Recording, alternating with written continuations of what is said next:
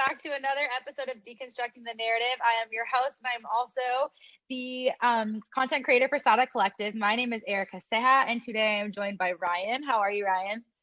I'm doing great. How are you? I'm great. Thank you so much for joining us. Thank you for having me. It's a Yeah, of pleasure. course. Awesome. I'm so excited. Perfect. Well, just to kind of kickstart things, can we kind of start talking about, I guess, what it is that you do? Kind of just let us in, I guess, on the background of, your creative journey and kind of what you're working on right now. Okay, so pretty much, I guess what I do, I guess overall title would be entrepreneur, but I own an agency in Los Angeles called SADA Creative Agency.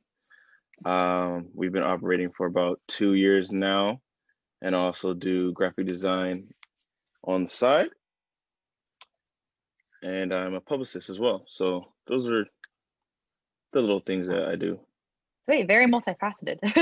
Yes, definitely. Yeah, awesome. And can you kind of give us a little bit more of a background into a SPADA agency and kind of what you guys focus on within, I guess, that realm of what you do?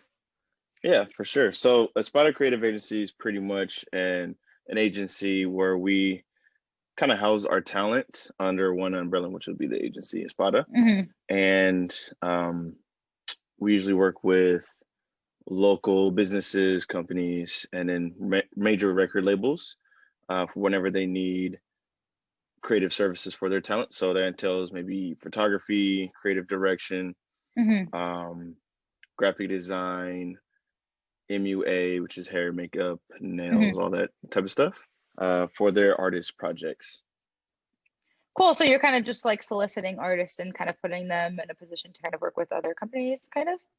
Yes, and get attached to different artists too.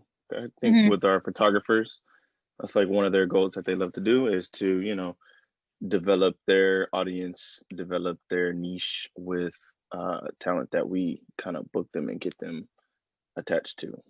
Right. And what Which is would your be guys' more notable.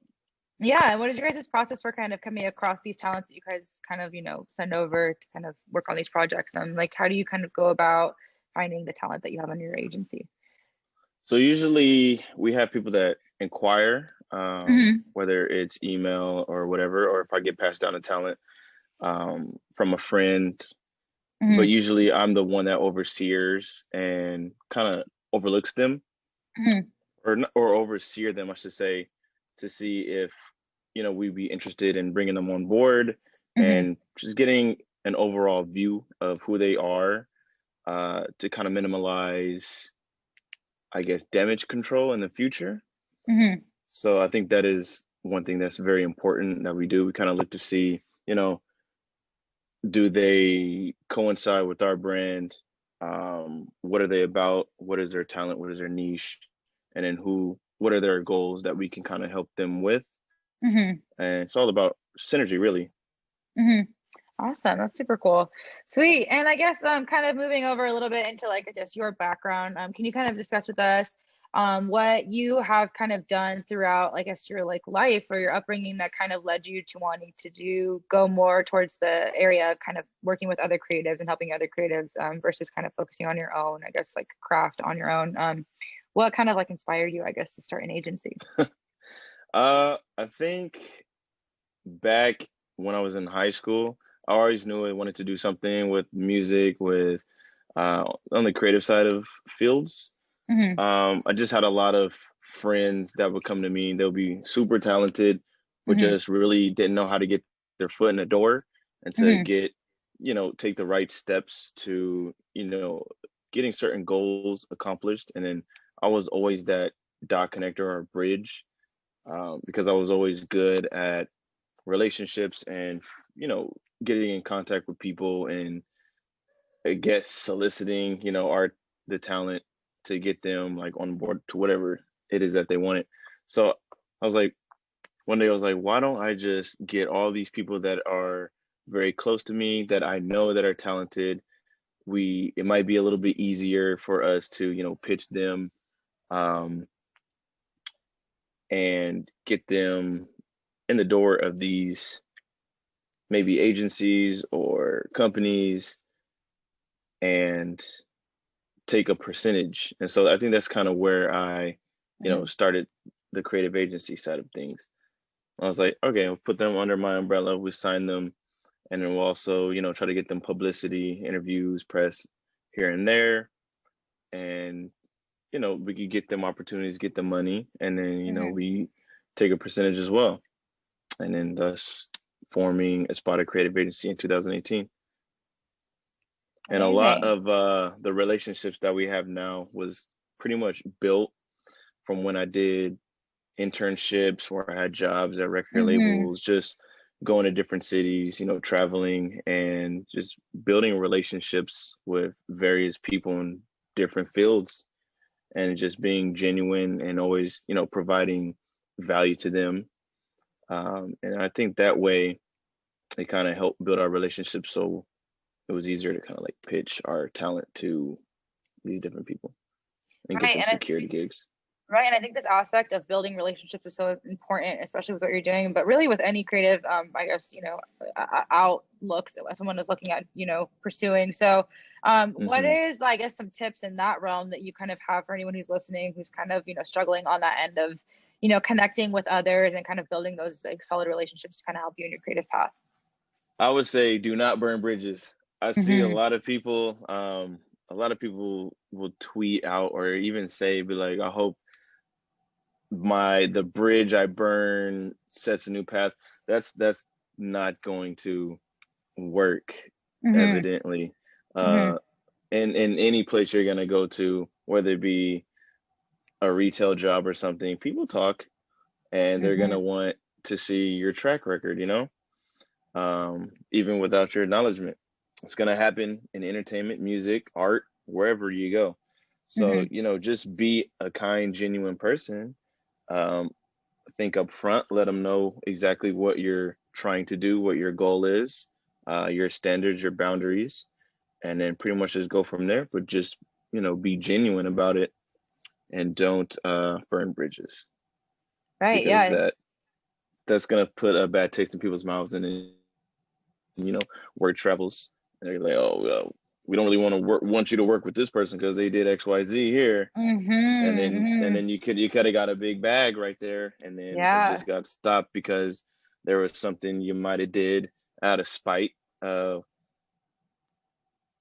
miscommunication, and just things like that, Yeah, and I think it's hard too because I think a lot of people kind of assume that like they'll burn one bridge and it's just one bridge, but like you said, people talk and like you don't realize the impact that what you have, especially in the creative industry. I feel like everybody's so interconnected and a lot of people know a lot of people, you know what I mean? So you kind of mess with one of those and all of a sudden it's like a trail of 10 right behind, So I think that's really important that people kind of focus on just being, professional and dealing with things. And it's interesting because I was talking to Cody yesterday and he was kind of discussing, the way that he handles, I guess, working, when he kind of will receive a project that he, knows in his heart, like I can, the vision that they have and the vision that I have is probably a little bit better. And I know how to, navigate doing these things. And I think being able to, being able to, kind of encounter those situations with poise and respect and, is just very important because those are the moments where it gets really difficult for artists. I think artists are very touchy and it's very hard when someone is challenging your craft, which is understandable. But at the same time, in the business aspect of things, it's like you have to know how to navigate through those things because it can go sour real quick. Yeah, and even outside of business, even if it's just you like trying to, make friends, you don't want to burn bridges. And then also one thing too is when you're an emerging artist or starting out or whatever field you're in, also just, oh my God, I forgot what I was about to say. It's okay. I have that question at the end for like your tips for new artists, so we'll come back to it. Oh, okay. Awesome. Perfect. And then I guess kind of moving over into this narrative aspect, because, this whole thing that we're doing really is about uncovering the story and the narrative behind, creatives in general. And I guess I kind of just want to talk with you about what you feel. I know that you said, you do play with, deal with a lot of artists. And I know that, within that, you're probably dealing with a lot of different narratives. But I guess kind of the question for you would be more what narratives are like most pertinent for you, or what is like the most, important narratives that you really feel that need to be spoken about, within the art industry or as a creative? Maybe one is saying maybe you have to have some type of like master's degree or something to, very much excel in the area that you're, trying to reach. And that's Mm-hmm. not always true. I think that one would be a narrative, you Mm-hmm. know, especially being creatives. I know how it is it's kind of like a creative mind. We could definitely focus on many things, Mm-hmm. and get our goals accomplished. But being a creative mind is kind of like having like 10 tabs open on your laptop. Mm-hmm.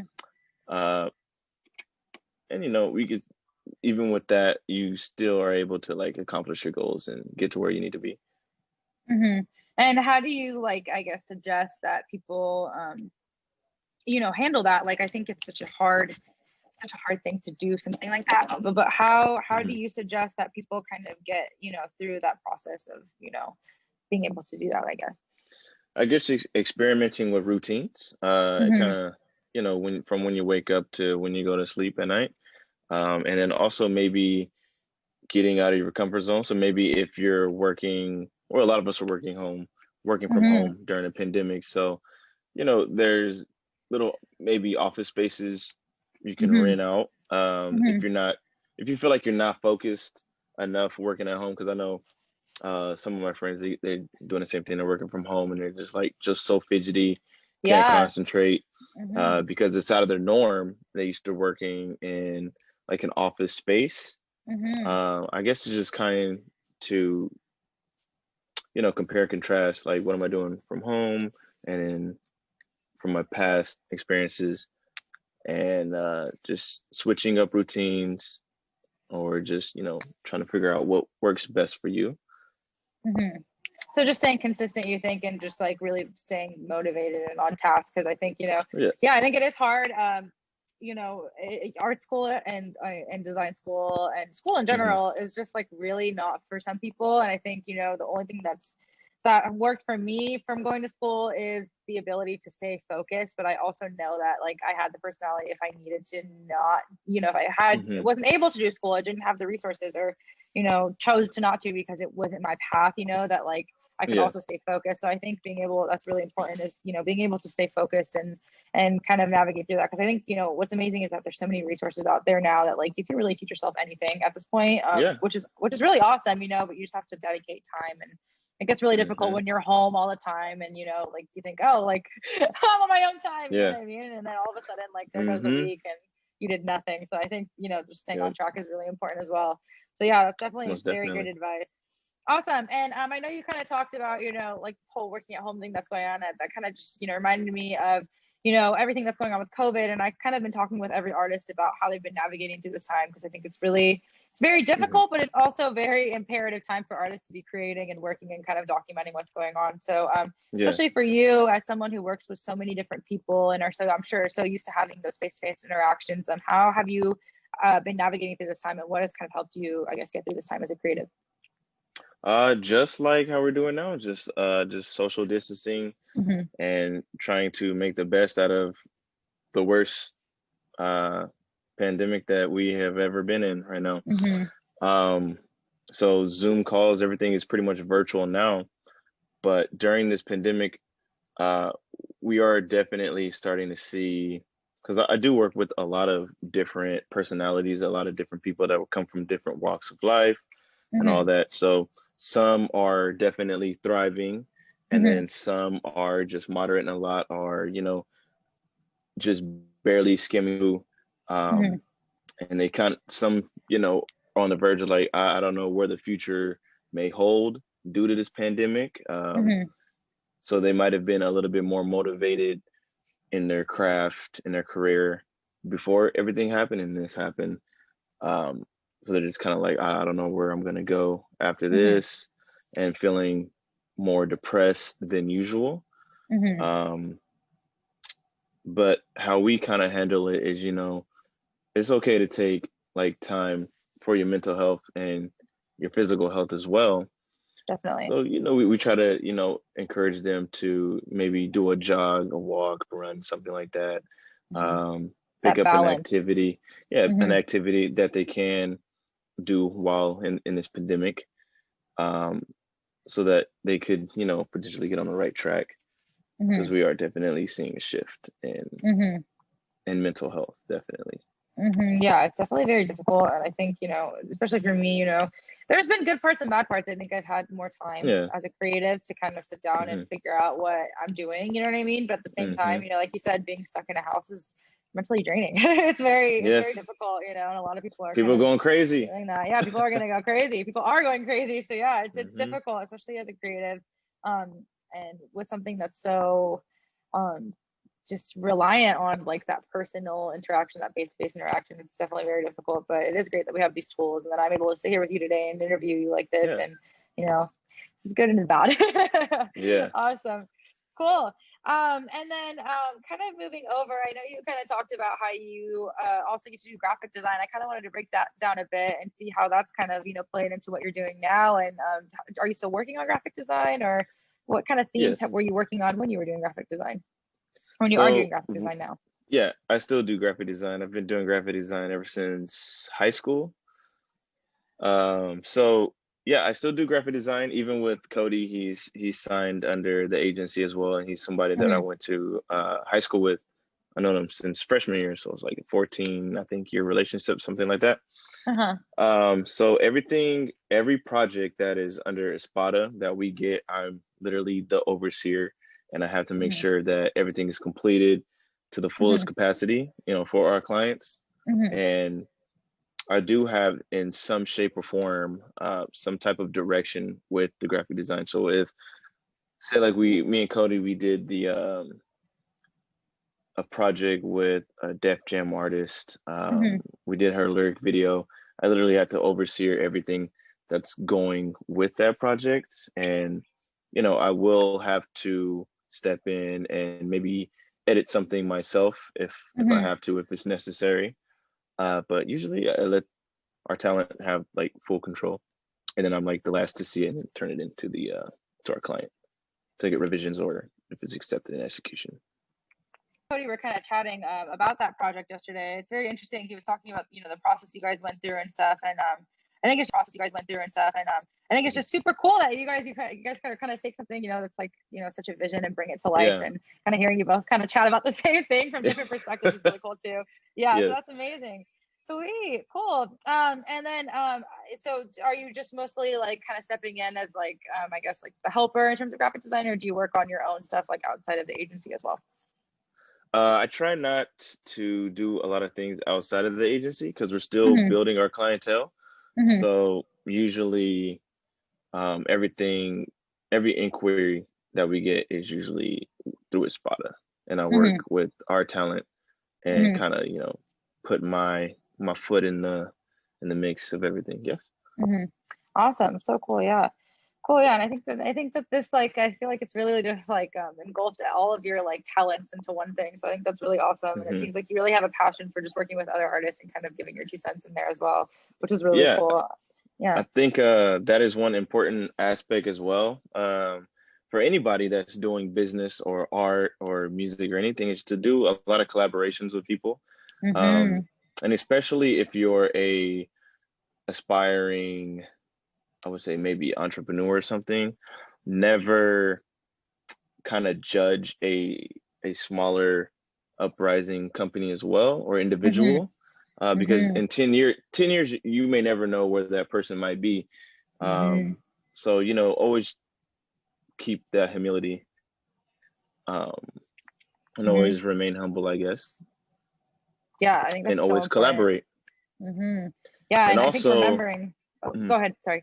No, no, go ahead. okay, also synergy is very important as well. So a lot of people what I've seen, operating in different industries, is that a lot of people, it's kind of like they kind of think of it as a one-way opportunity. So it's like, what can I get out of this company? But they don't really think of Mm, like a synergy building. It's like, okay, what value do I provide to this company, this person? yeah. Um, and what can they offer me as well? We need to have that conversation and just pretty much make it a two-way win for everybody involved. Mm-hmm. And I think that's Yeah. definitely important as well. You get a lot Right. further and a lot more done, Mm-hmm. with that. Yeah, I think that's a really good point. And I also, kind of going back to what you were saying about, keeping in mind, like not judging someone by, like who they are, how many followers they have, or how big of an artist they are. I think that's so important. I think it's really difficult with social media because we'll view someone as like solely, their base, their following. And like you said, Yes. in 10 years, you never know who that person could be. And I also think Mm-hmm. that people don't realize that like a lot of smaller artists have a lot of resources and knowledge that they can provide, regardless of the number on Instagram or the number on any other, Yeah. social media platform. And I think it's a really important thing to teach artists, but it's also a really hard thing for artists to like understand and to like, Yes. integrate into like their, process. Cause there's so much like of that, I think it's a really competitive nature within the, artist industry. I've been talking a lot about that with my artists as well that I've been chatting with, there's all this competition and we're viewing our peers as competition when we should be viewing them as like, someone to collaborate with. And, Yes. bringing two minds together is always better than one. And, That's true. regardless of what the person knows or, what following they have, you know what I mean? Yeah. Like, it's just like, you can come up with so much more when you work with others. So I think that's a Yep. really, big deal. And I think it's a really big deal that everybody's been mentioning, that same thing. I think that says something in its own. So definitely a big deal. And there might be something that you overlooked or didn't notice, and then this person might have saw it and be like, it could have opened your mind, open like, oh, okay, I didn't think of this. I think that's a great way we can handle this. Yeah, 100%. Yeah. Okay, awesome. And then I kind of want to talk with you, I guess, because you are taking on like this really big role, kind of, overseeing all these artists and you're, building this company kind of from ground up. So I kind of want to talk with you a little bit about, I guess, any moments of, if you have any stories, I guess, many moments of doubt that you've encountered throughout your time doing this and kind of how you overcame them and, kind of what happened. Just like let us in on like, something, because I think it's really important to talk about, the moments where we feel like we're failing as an artist. We have a lot of those. And I think, it's important to discuss, what our process was to kind of get over those and how you kind of have gotten where you are today. Yeah. I think starting off was actually was trying to secure, I guess, jobs for maybe our clients, since they have their goals that they want to work with like top companies, maybe like Rihanna's company, like Savage X Fenty. And I'm like, dang, they don't have, maybe this was early on, maybe like, dang, they didn't have this certain amount of following, or they didn't look like this or that. And we'd be kind of discouraged to maybe, submit them, or even with myself, it'd be like, I don't know if I could take on this client because I'm not sure if I can fully fulfill what it is that they want. I don't want to let anybody's expectations down. And the only way you're gonna actually hit that goal is if you do it. Like I had to learn, you're gonna fail. You're with whatever you do, you might fail. But it's just the way that you kind of be persistent. Um, so I think that was something, that I kind of had a little issue with. I think maybe it was like maybe like doubting myself and my abilities way earlier on, but then it's like, you know, internally I was like, I got this. If it doesn't work out this time, it's gonna work out next time, and things of that sort. I think it's really important to kind of understand those moments, like you said, to kind of just work through them, because I think, there's a lot of times where we do fail and it's really hard to kind of, come out and be like, okay, I'm going to be better and I'm going to be on top of it, and it's hard. It's hard in those moments, Hmm. When you're failing, you are just like, Definitely. and like, especially with you, I'm sure it's hard because it's like, you feel like you're not only failing you, but you're also failing whoever, whatever artist you're representing. And that's tough. But I think the fact that work through that and kind of come out on top is really important. And that teaches a really important lesson to kind of just keep going. We're human beings and it's going to happen and it's inevitable. So kind of, Yeah.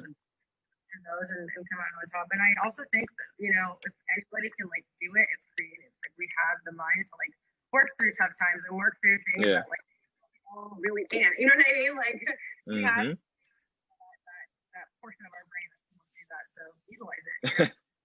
Most definitely.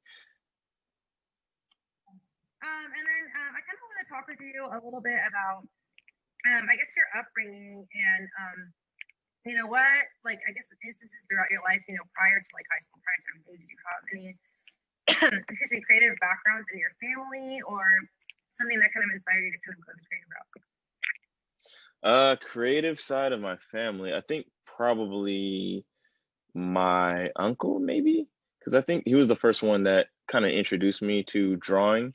I used to like when I was like in elementary school, I used to draw. I was the one that was drawing all of my tests, turning it in, little characters.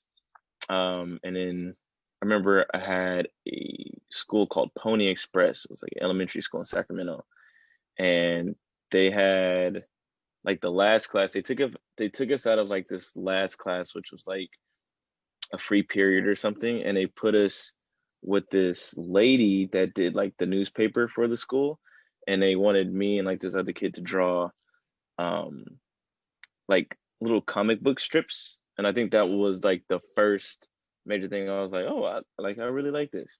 And then going into high school, kind of doing that, learning about graphic design alongside Cody, and taking ROP classes for animation and business and everything like that. But most of my family were in criminal justice. So, like my mother, my aunts, even my uncle to this day, everybody's literally like in criminal justice field. So I think maybe my uncle kind of sparked that creative field, because he would always draw with me and stuff like that. And then, I just always had a passion for it. And I think that's kind of like where the big, career changes are too. Is you kind of fall in love with something, and then you kind of go hard at it, and it kind of becomes your career in some type of form or capacity. Oh, I could barely hear you.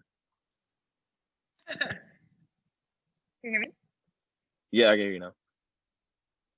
I was saying, I think it's really cool that it's kind of flowed into so many different things for you, like, starting as one thing and then kind of moved into graphic design, which kind of moved into you kind of discovering, this love for business and wanting to incorporate it in there. I think that's also, that's a fun thing as an artist. We so often want to focus on one thing and then all of a sudden want to be other and lead to each other, where you end up with this like whole idea that's so different from what you started, yet it still kind of incorporates everything that you've learned throughout your creative journey. So that's really awesome. You kind of see that flow throughout your work, and now you're working with people who are doing, what you used to do back in high school. So that's like so cool. Yeah, working with people that we wanted to work with in high school, and be like, dang, one day we're gonna work with that person. I don't know how we're gonna do it, but we're gonna work with it, and then us come like full circle.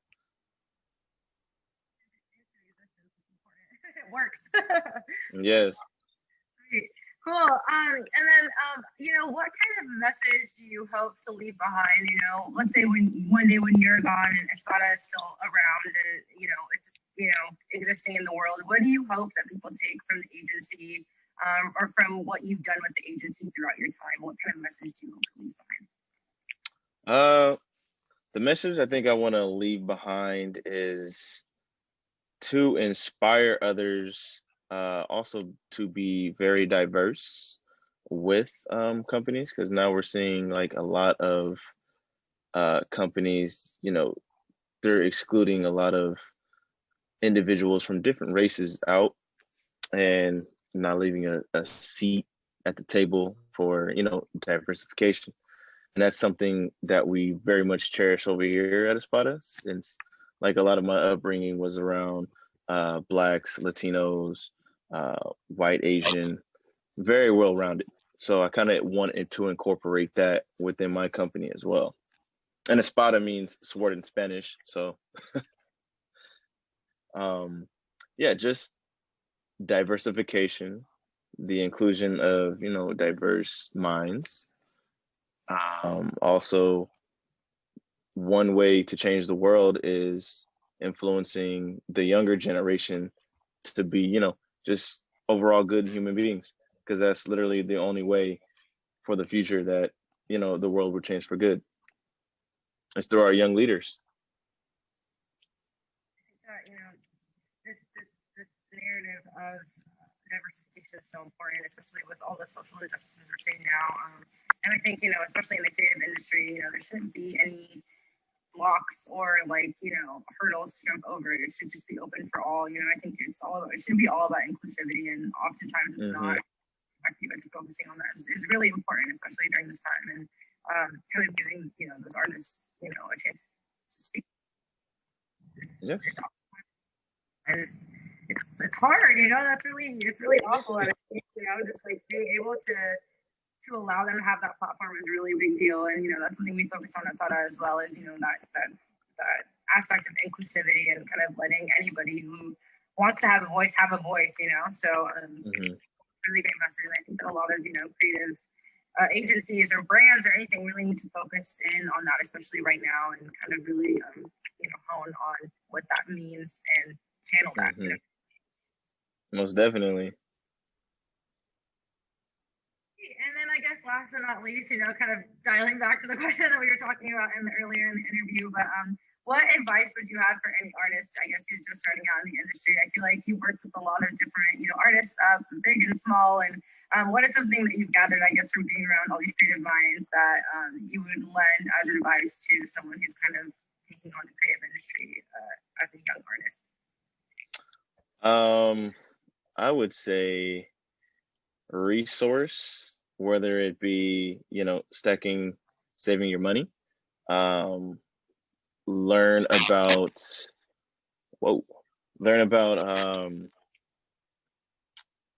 I guess the business side of the thing that you want to do.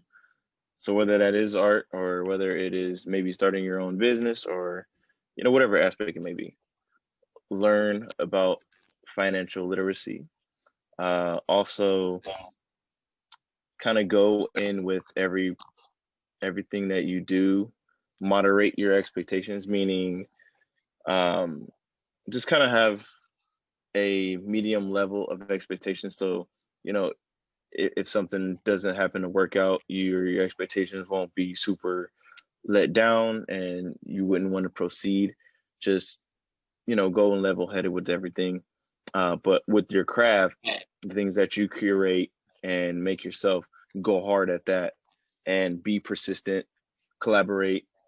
Don't be afraid to ask questions. And yeah, I think that is some of the things for emerging artists, starting out, they can do.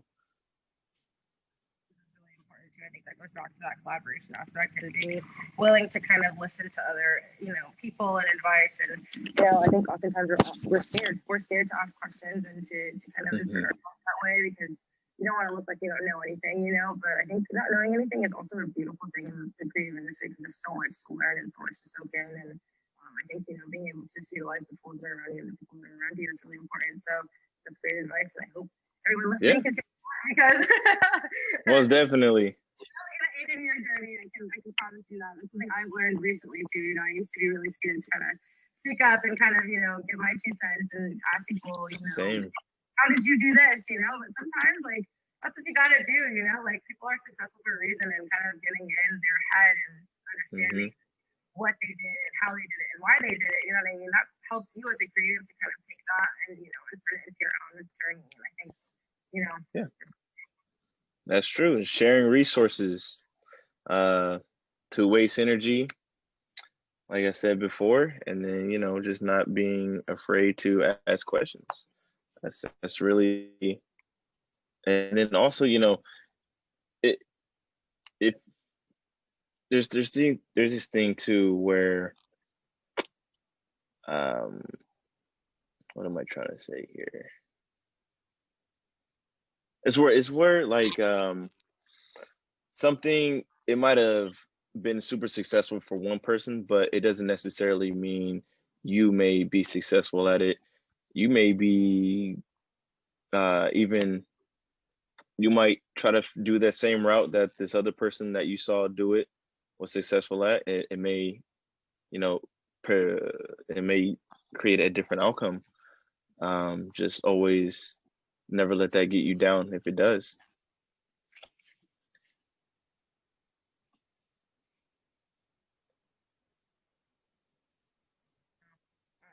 do that too, especially with social media. We see someone blow up and we're like, oh my gosh, like I'm gonna go do that now, you know. But like maybe that's their thing, and maybe you have your thing, you know. And I think kind of sticking to your path as a creative and kind of just doing you and staying true to like your craft and making sure that it's always coming from your head, you know, and your heart. And I think, you know, that it's on itself will kind of lend the craft to kind of, you know, flourish in its own way, you know, and that may not be the same as another person. It may be a completely different way. Still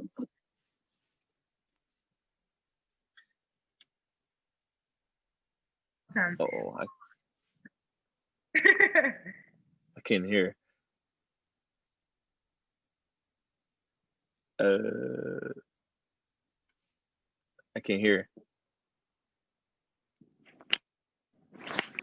Can you hear me now? Yes. Mm-hmm. Okay. Sorry. I don't know what is going on with you today. Anyway, thank you so much for joining us. It's been so much fun talking with you, and I think you have a lot of really good advice, just given the fact that you work around so many creatives. You know, I think that's really just kind of allowed you to kind of have like a bigger grasp on the industry and kind of how to navigate, you know, not only the side of, you know, creation, but also the side of this business aspect to it, which is kind of what we were talking about Cody with as well. And I think, you know, both of your interviews are going to really lend a hand to, you know, younger artists who are kind of tackling through that side of things, because it's a whole other monster in the creative industry. And I just truly hope that, you know, people really listen and take what you're saying to heart, because I think, you know, it's a lot of tough love, but it's like things that need to get done to kind of, you know, get going. So yeah, it's things that people are gonna see. Like, you may be talented and you may be talented and can produce like the best work, but you still need to know the business aspect so you won't get cheated out your money, and you know, you be paid properly for your talent. It's valuable. You need to treat yourself with respect in that way, you know. And so I think I think that's really awesome. So awesome. Thank you so much. And is there any form of contact anybody listening can contact you out if they have any questions or just want to chat with you regarding anything that from your interview today? Yeah, I'm always on Twitter, twitter.com/RhyDizel, RhyDizel. My inbox is always open if you need any tips or tricks on creative fields, business, entrepreneurship, or anything going on in life. I know we all are at different stages in our lives during this pandemic. So, you know, I definitely feel everyone on that one. And then also www.espada.agency. We're always looking for talent and to represent and to help them accomplish their goals and, you know, build and align with different companies.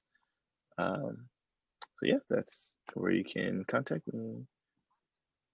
Awesome. So everybody go ahead and give him a, you know, a message or anything if you guys have any questions. And I think, you know, utilize him as a tool to kind of teach you that, you know, business aspect side of things. Because I think it's really important that everybody listening, watching really take, you know, the ropes on that. It's so important, and especially now when a lot of people are kind of taking on their own business, you know what I mean, with during this time, you know, artists are not only doing their craft, but they also have to kind of, you know, work on the marketing aspect on their own and stuff. And it's difficult. It's difficult. So Ryan as a resource. I think he has some really great advice, and I'm sure he'd love to chat with you guys. So thank you so much for joining us. Thank you. Thank you for having me.